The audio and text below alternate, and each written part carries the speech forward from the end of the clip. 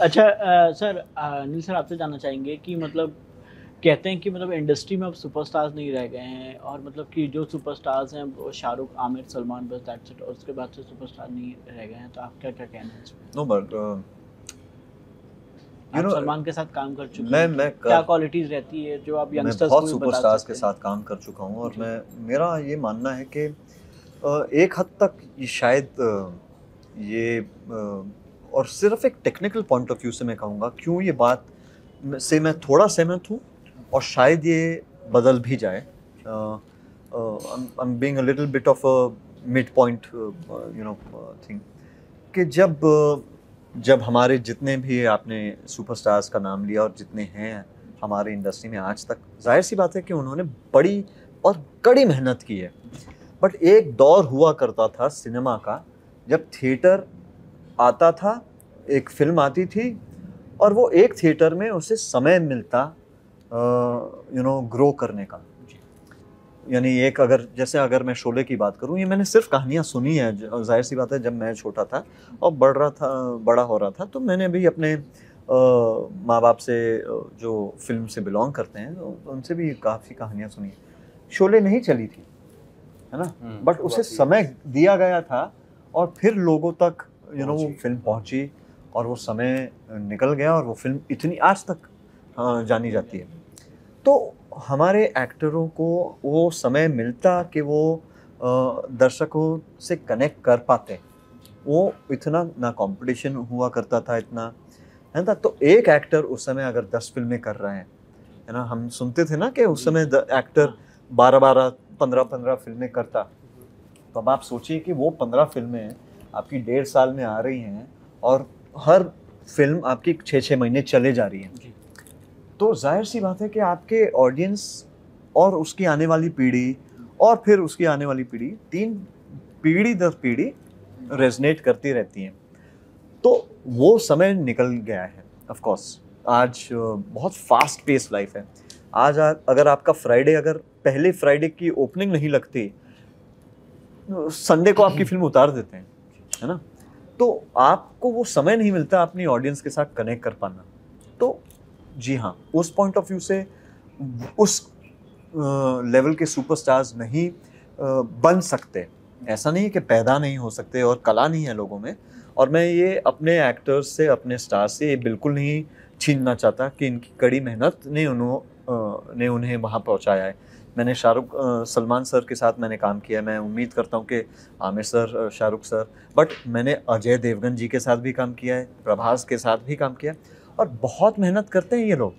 कुछ तो सही होगा इनमें कि 30-35 साल से काम कर रहे हैं और वो सस्टेन कर रहे हैं। मैं नहीं कर पाता भाई, है ना। मैं तो क्या, मेरे 20 साल की जर्नी में मैं इतनी बार मैं डगमगाया गया हूँ खुद भी, कि मैं हैट्स ऑफ करता हूँ कि इन्होंने अपनी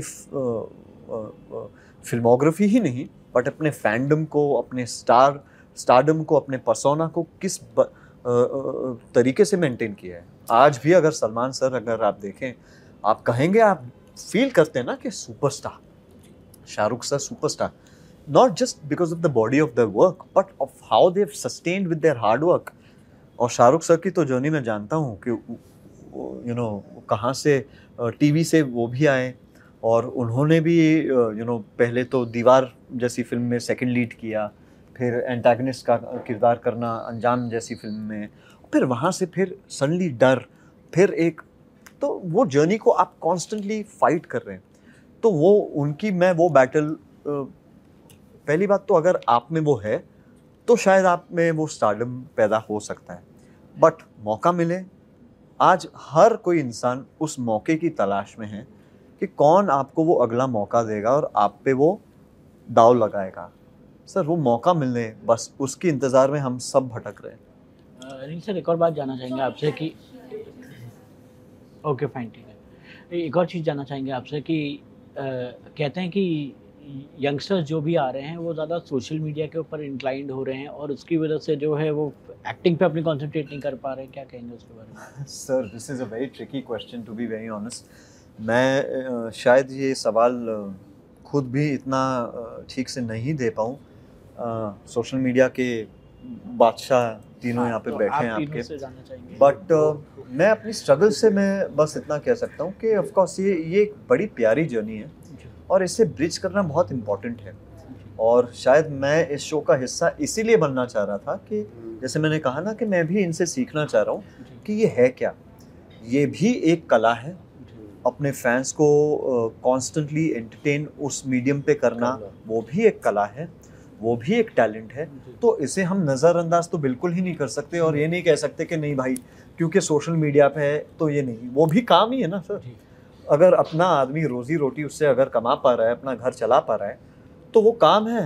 मैं तो उसको इज्जत दूंगा, मैं तो उसकी सराहना करूंगा और खुद भी उसका हिस्सा बनना चाहूँगा और बस सीखना चाहूँगा ये लोग कैसे कर लेते हैं कि हाँ फिल्म भी कर रहा है, टीवी भी कर रहा है, इंस्टाग्राम भी इतने बड़े फॉलोअर्स हो चुके हैं, कैसे उस चीज़ से हम सीखना चाह रहे हैं। तो ये बिल्कुल गलत होगा अगर आप कहें कि यार क्योंकि सोशल मीडिया है और एक्टर्स वहाँ अपना ध्यान भटकाना चाह रहे हैं। नहीं सर, वो बात नहीं है। आई एम सेइंग कुछ लोग ऐसे हैं जो वो तो हर जगह है ना। जी, वो हम सिर्फ सोशल मीडिया को क्यों गाली दें, वो तो हर जगह है कि कोई उसका सही उपयोग करेगा और कोई उसका उपयोग करेगा।